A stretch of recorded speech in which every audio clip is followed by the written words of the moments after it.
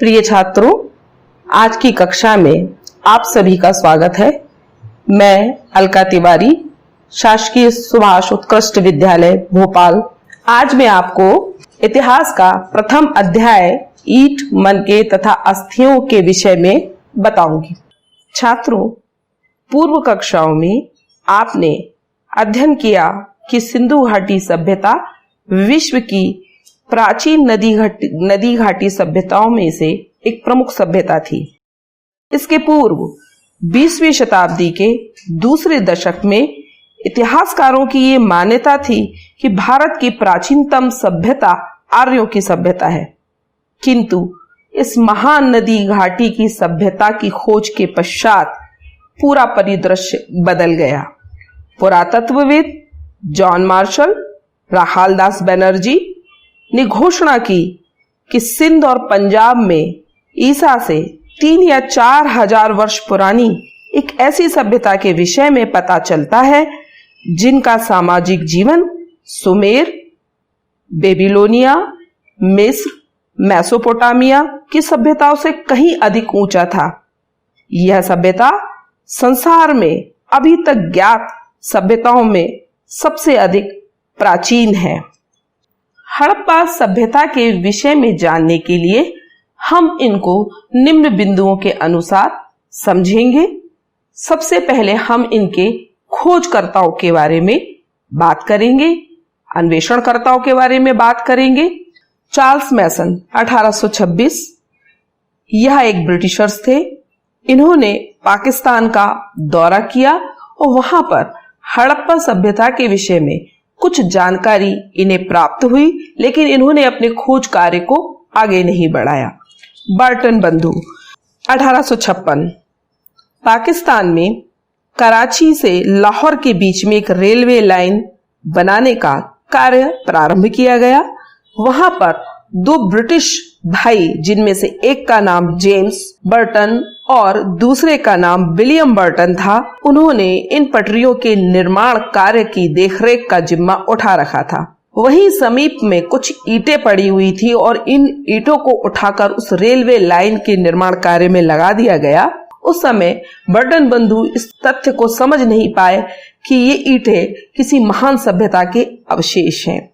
इसके पश्चात Alexander Cunningham ने भी 1853-1856 में पाकिस्तान का दौरा किया और उन्होंने भी सभ्यता के विषय में कुछ जानकारी प्राप्त की, लेकिन उन्होंने भी अपने अन्वेषण कार्य को आगे नहीं बढ़ाया। इसके बाद सबसे महत्वपूर्ण नाम सर जॉन मार्शल, भारतीय पुरातात्विक विभाग के अध्यक्ष रहे। इनके नेतृत्व में सर्वप्रथम विधि अनुसार हड़प्पा सभ्यता का उत्खनन करना प्रारंभ किया गया और 2 भारतीय पुरातात्विक उत्खननकर्ताओं में दयाराम साहनी और राखालदास बनर्जी, इन 2 लोगों का नाम विशेष उल्लेखनीय है। दयाराम साहनी ने हड़प्पा और राखालदास बनर्जी ने मोहनजोदड़ो की खोज की। अब हम इसके तिथि क्रम के विषय में बात करेंगे। हड़प्पा सभ्यता के तिथि क्रम को लेकर इतिहासकारों में विविध प्रकार के मतभेद हैं। सभी इसका समय, तिथि अलग अलग बताते हैं।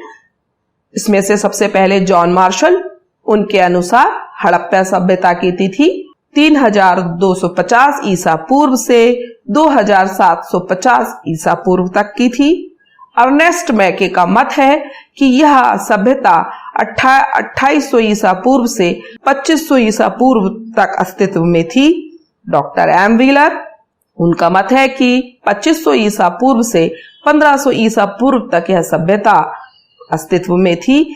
और जो सर्वाधिक मान्य तिथि क्रम है वह कार्बन डेटिंग पद्धति, जिसको हम C14 पद्धति के नाम से जानते हैं, जिसमें एक भारतीय पुरातत्वविद DP अग्रवाल का कार्य उल्लेखनीय है। यह सर्वमान्य तिथि है 2600 ईसा पूर्व से 1900 ईसा पूर्व। अब हम हड़प्पा सभ्यता के नामकरण के ऊपर आते हैं। हम यहाँ पर सबसे पहले जानेंगे कि वैदिक सभ्यता में भी हड़प्पा सभ्यता का उल्लेख मिलता है। वहां पर इसे हरियूपिया के नाम से उल्लेखित किया गया है। यह सभ्यता चूंकि सिंधु नदी के आसपास पाई गई है, इस कारण इसे सिंधु सरस्वती सभ्यता के नाम से भी जाना जाता है। कांस्य युगीन सभ्यता।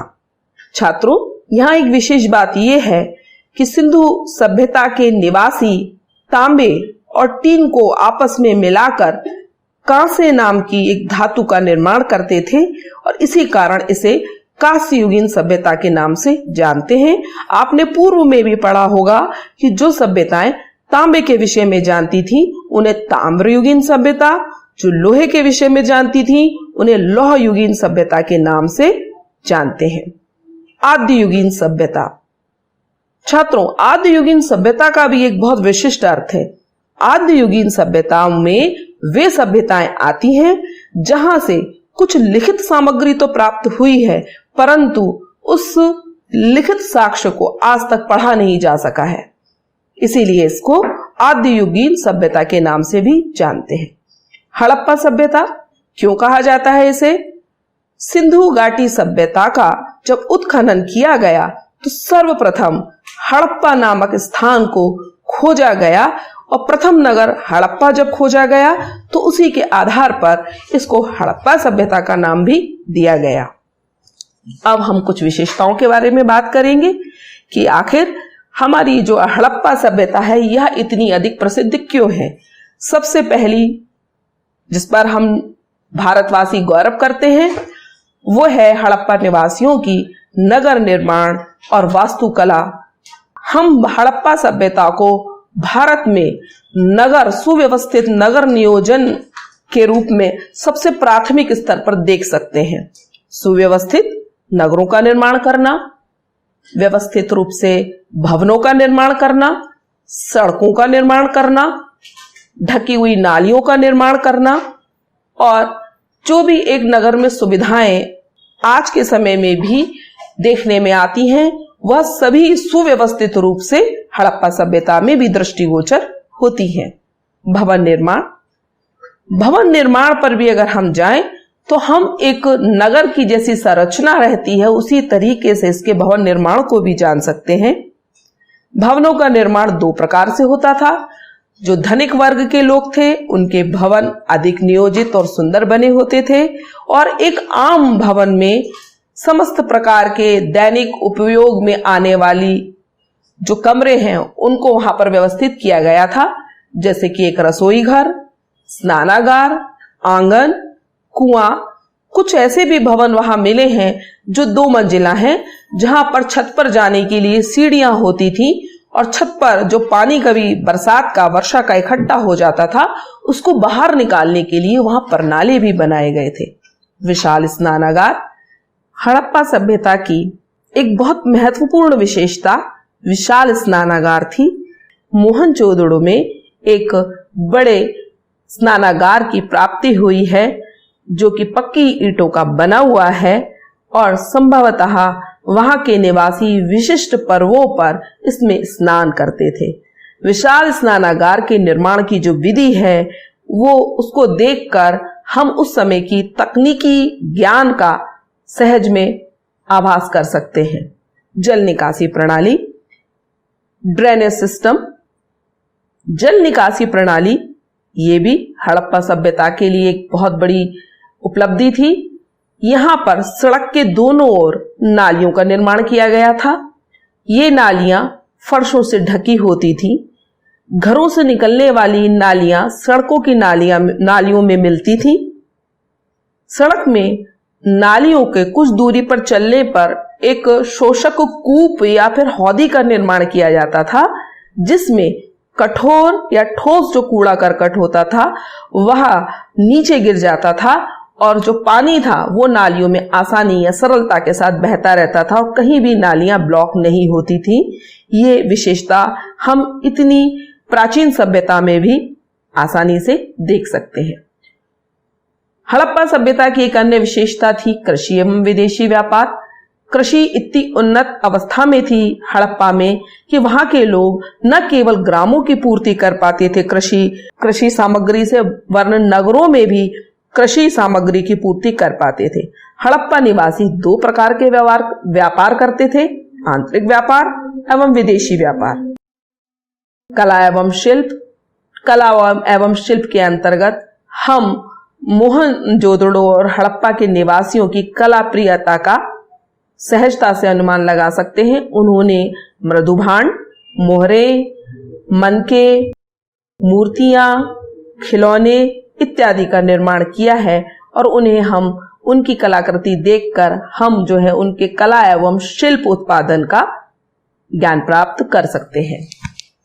इस अध्याय को प्रारंभ करने से पूर्व हम कुछ शब्दों, पारिभाषिक शब्दों के अर्थ जान लेते हैं जो इस अध्याय में प्रयोग किए गए हैं। इन शब्दों के अर्थ जान लेने से आपको अध्याय में जहां भी इन शब्दों का प्रयोग किया गया है उसको समझने में आसानी होगी। पहला शब्द है संस्कृति। संस्कृति शब्द का प्रयोग ऐसे समूह के लिए किया जाता है जो एक खास या विशिष्ट शैली के होते हैं, साथ में ये एक खास क्षेत्र या फिर कालखंड से जुड़े होते हैं। पुरावस्तु। पुरावस्तु जैसा कि हम इसका अर्थ देखें, पुरानी वस्तु, बहुत पुरानी कला सामग्री या वस्तु जिसका पुरातात्विक या ऐतिहासिक महत्व है, हम उसे पुरावस्तु कहते हैं। इसका पुरावस्तु शब्द का कहीं कहीं अर्थ खोद कर निकाली गई वस्तुओं से भी लगाया जाता है। मुहर। मुहर शब्द का अर्थ है मुद्रा, छाप, किसी वस्तु पर खुदा हुआ नाम या सील। मनके। मनके का सामान्य अर्थ होता है मोती, गुड़िया या बंधे हुए दाने जिनके द्वारा माला का निर्माण किया जाता है। पुरातत्वविद। पुरातत्वविद प्राचीन सभ्यता व संस्कृति से जुड़े तत्वों की जानकारी रखने वाले व्यक्ति को कहा जाता है। सिंधु घाटी सभ्यता के इतिहास को जानने के स्रोत। सिंधु घाटी सभ्यता के विषय में जानना हो तो स्रोतों का कुछ अभाव सा अनुभव होता है, क्योंकि मुद्राओं पर अंकित लेख के अतिरिक्त किसी भी प्रकार का कोई अन्य लिखित साक्ष्य सिंधु घाटी सभ्यता से प्राप्त नहीं होता। दूसरा महत्वपूर्ण तथ्य यह है कि इन मुद्राओं पर अंकित लेख को आज तक पढ़ा नहीं जा सका है। ऐसी विषम परिस्थितियों में इस सभ्यता के विषय में जानने के लिए हमें खुदाई में मिले नगर, भवन, जल निकास की नालियों, मूर्तियां, मृदुभांड, मोहरे, मनके, आभूषण, औजार आदि पर निर्भर होना पड़ता है। कालगणना। इस अध्याय में तिथि क्रम के लिए कुछ शब्दों का प्रयोग किया गया है। हम अब इसको समझने का प्रयास करते हैं। इतिहास में ईसा मसीह के जन्म वर्ष को आधार मानकर काल की गणना की जाती है। आप लोगों ने पुस्तकों में देखा होगा ईसा पूर्व, इसे इंग्लिश में BC कहा जाता है, जिसका अर्थ है बिफोर क्राइस्ट, यानी ईसा के जन्म के पूर्व की घटनाओं की गणना ईसा पूर्व लिखकर की जाती है। ईसवी से AD कहा जाता है, अंग्रेजी में एनो डोमिनी। आजकल AD के स्थान पर CE, BC के स्थान पर BCE का प्रयोग भी किया जाता है। CE का अर्थ है कॉमन एरा, BCE का अर्थ है बिफोर कॉमन एरा। कभी कभी VP शब्द का प्रयोग भी किया जाता है, जिसका अर्थ है बिफोर प्रेजेंट, यानी वर्तमान से पूर्व ऐसा था। अब हम सिंधु घाटी सभ्यता के विस्तार के विषय में जानने का प्रयास करते हैं। सिंधु घाटी सभ्यता की जब खोज की गई तो सिंधु नदी के तट से लगे हुए क्षेत्रों में यहाँ के स्थल प्राप्त हुए। इसको सिंधु घाटी नदी सभ्यता कहा गया।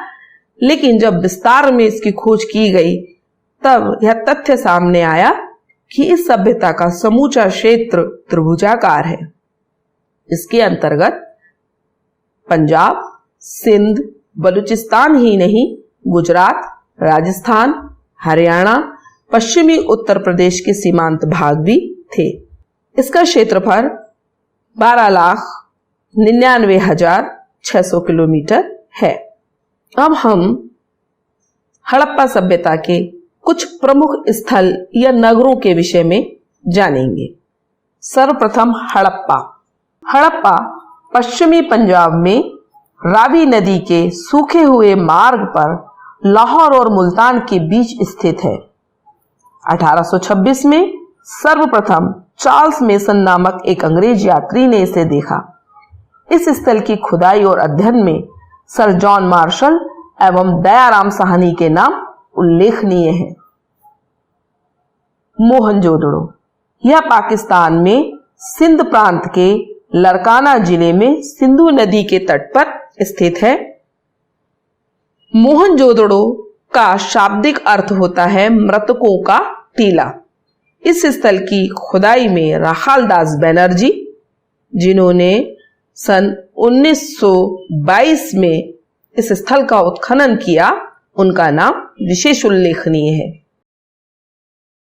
चहुंदड़ो, यह क्षेत्र पाकिस्तान के सिंध प्रांत में मोहनजोदड़ो से 130 किलोमीटर दक्षिण में स्थित है। इस स्थान को इंद्रगोप मनकों के निर्माण स्थल के रूप में जाना जाता है। चहुंदड़ो को मनकों के कारखाने के रूप में भी प्रसिद्धि प्राप्त है और इन मनकों में इंद्रगोप नामक मनका, जो लगभग लाल रंग का होता था, उसके निर्माण स्थल के रूप में जाना जाता है। चहुंदड़ो की पहली खुदाई 1930 में NC मजुमदार ने कराई थी। लोथल, यह गुजरात प्रांत के अहमदाबाद जिले में खंबात की खाड़ी के पास स्थित है। लोथल को हड़प्पा सभ्यता के बंदरगाह के रूप में प्रसिद्धि प्राप्त है, क्योंकि लोथल में एक विशाल बंदरगाह मिला है। इससे अनुमान होता है कि इस सभ्यता का सुदूर पश्चिमी देशों से व्यापारिक संबंध रहा होगा। इसकी खोज 1954 में रंगनाथ राव ने की। बनावली, यह स्थान हरियाणा प्रांत के हिसार जिले में स्थित है। यहाँ पर कच्चे एवं पक्की ईंटों के अवशेष मिले हैं।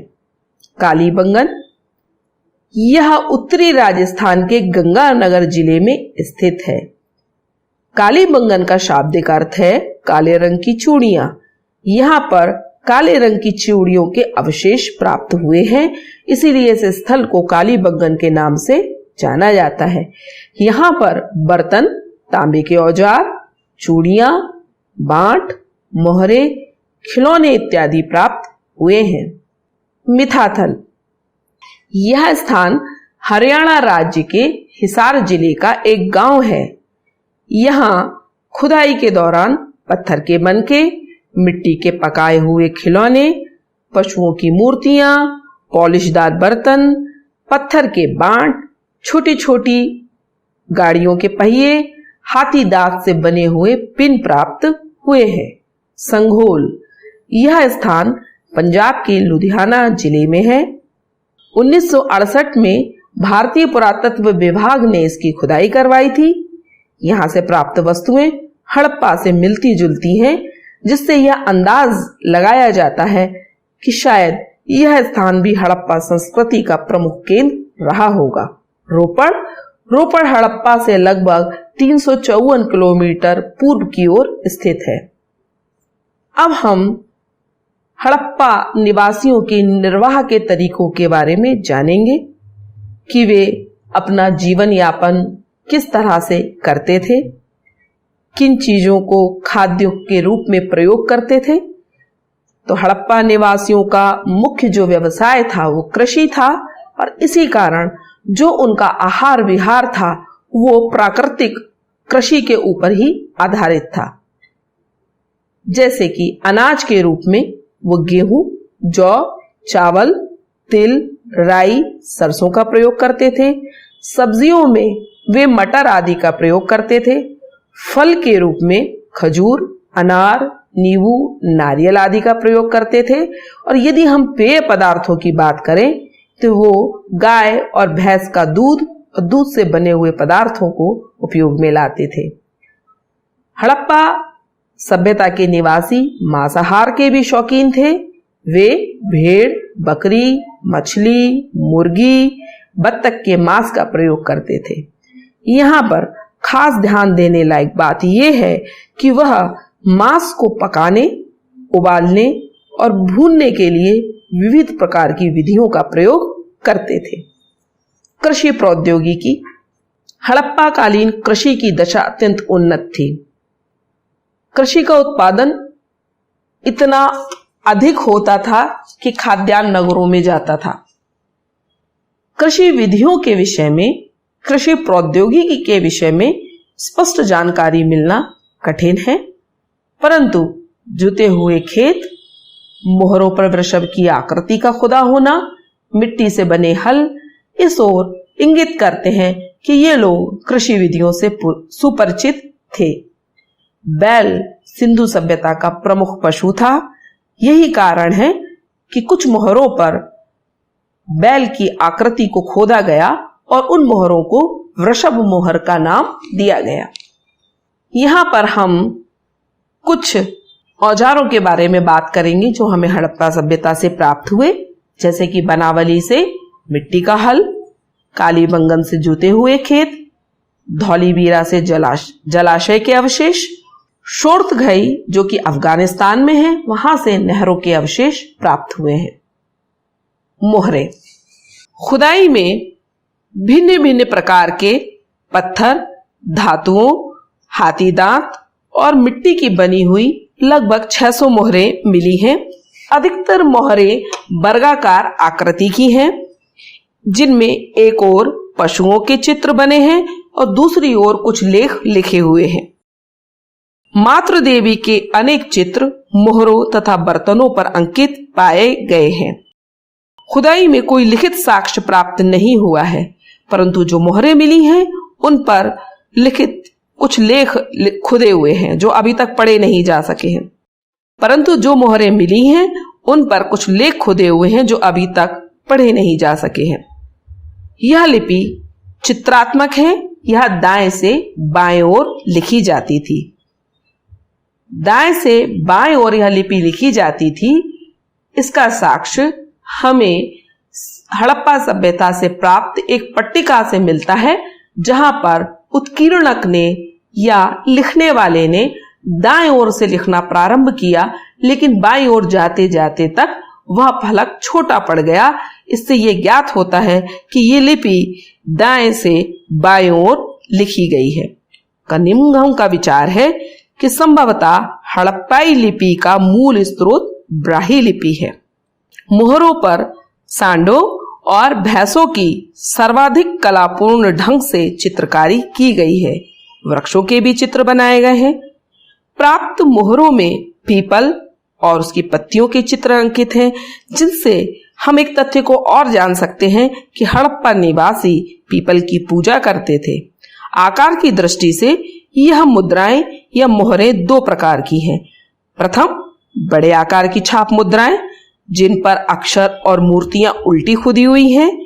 ये एक प्रकार के सांचे हैं जो गीली मिट्टी, लाख, मोम आदि कोमल द्रव्यों पर छाप लगाने के काम आते थे। ये मुद्राएं सेल खड़ी नामक पत्थर की बनी हुई हैं। इनके सामने माथे पर कोई पशु, ऊपर के किनारे के पास चित्रकारी, पीठ पर डोरी डालने के लिए एक छेददार उभार होता है। यहां पर एक सींग का बैल, हाथी आदि के चित्र बनाए गए हैं। दूसरी मोहरें सेल खड़ी पत्थर से ही बनाई गई हैं, लेकिन ये थोड़े से छोटे आकार की हैं। इन पर ना तो डोरी डालने के लिए छेद है, ना ही इनकी पीठ पर कोई उभार है, पर इन पर खुदे अक्षर और पशु इतने गहरे या सुंदर भी नहीं बनाए गए हैं जितने कि बड़े आकार की मुद्राओं या मोहरों में देखने के लिए मिलते हैं। आज तक लगभग 3000 से अधिक मुद्राएं या मोहरें मिल चुकी हैं। हड़प्पा स्थल से मिले जानवरों की हड्डियों में मवेशियों से भेड़, बकरी, भैंस तथा सुअर की हड्डियां शामिल हैं। पुरातत्वविदों द्वारा किए गए अध्ययनों से यह संकेत मिलता है कि संभवतः ये सभी हड़प्पा निवासियों के पालतू पशु थे। कुछ जंगली प्रजातियों जैसे कि सुअर, घड़ियाल, हिरण की हड्डियां भी मिली हैं।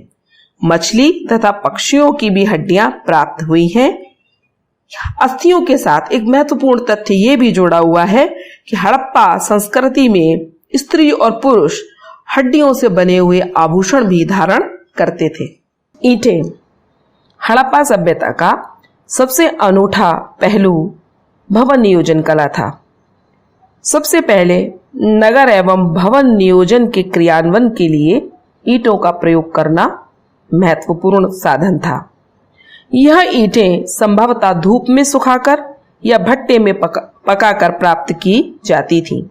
यह ईंटें एक निश्चित अनुपात की होती थीं, जहां लंबाई और चौड़ाई, ऊंचाई क्रमशः 4 गुनी और 2 गुनी होती थी। इस प्रकार की ईंटें सभी स्थानों से प्राप्त हुई हैं।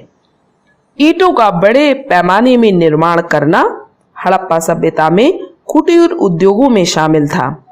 मकान बनाने में पकी हुई ईंटों का प्रयोग करने के क्षेत्र में भारतवासी सिंधु सभ्यता के ऋणी हैं। मनके।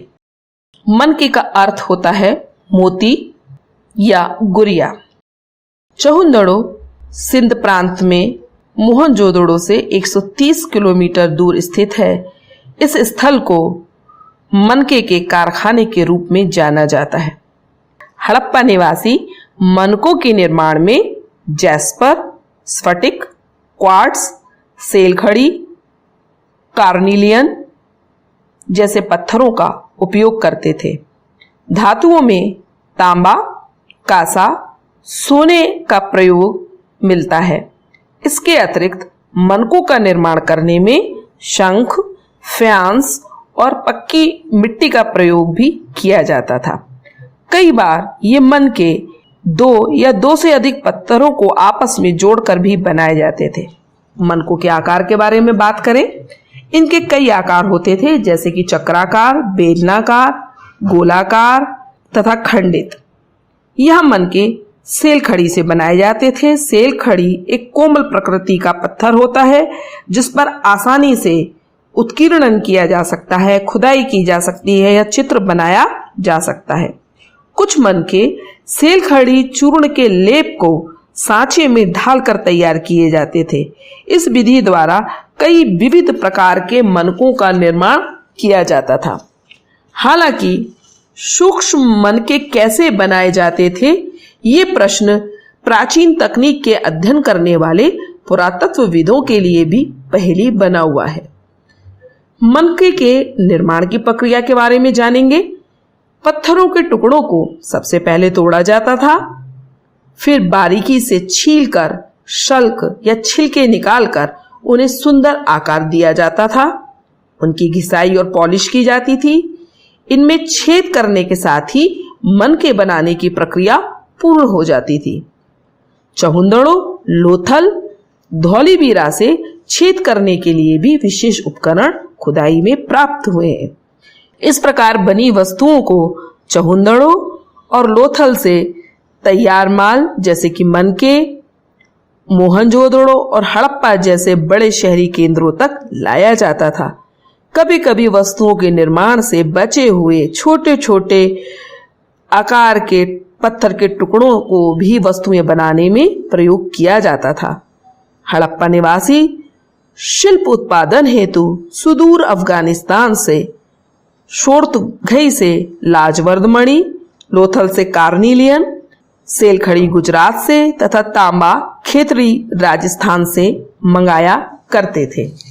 छात्रों, आज के अध्याय में हमने हड़प्पा सभ्यता के अन्वेषण, तिथिक्रम, नामकरण, विशेषताओं, कालगणना, प्रमुख स्थल, निर्वाह के तरीके, मोहरे, अस्थियां, मनकों के विषय में अध्ययन किया। अब आपको इस अध्याय में से कुछ अभ्यास कार्य दिया जा रहा है। इन प्रश्नों को आप नोट कर लें और इन्हें हल करें। प्रश्न नंबर 1, हड़प्पा और मोहनजोदड़ो की खोज कब और किसने की? प्रश्न नंबर 2, सिंधु घाटी सभ्यता को हड़प्पा संस्कृति क्यों कहा जाता है? प्रश्न नंबर 3, पुरावस्तु से क्या अभिप्राय है?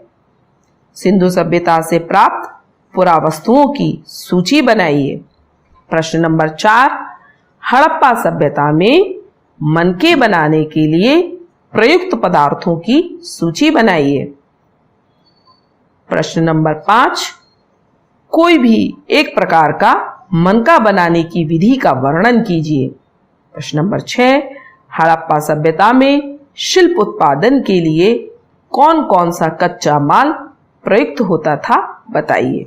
छात्रों, आज के इस अध्याय में हमने सिंधु घाटी सभ्यता या हड़प्पा संस्कृति के अन्वेषण, तिथि, क्रम, नामकरण, विशेषताएं, प्रमुख स्थल, मोहरे, मनके, अस्थियों आदि के विषय में अध्ययन किया। आशा है आप लोगों को अवश्य समझ में आया होगा। इस अध्याय का आप अपनी पाठ्य पुस्तक में से पुनः एक बार अध्ययन कर सकते हैं। धन्यवाद।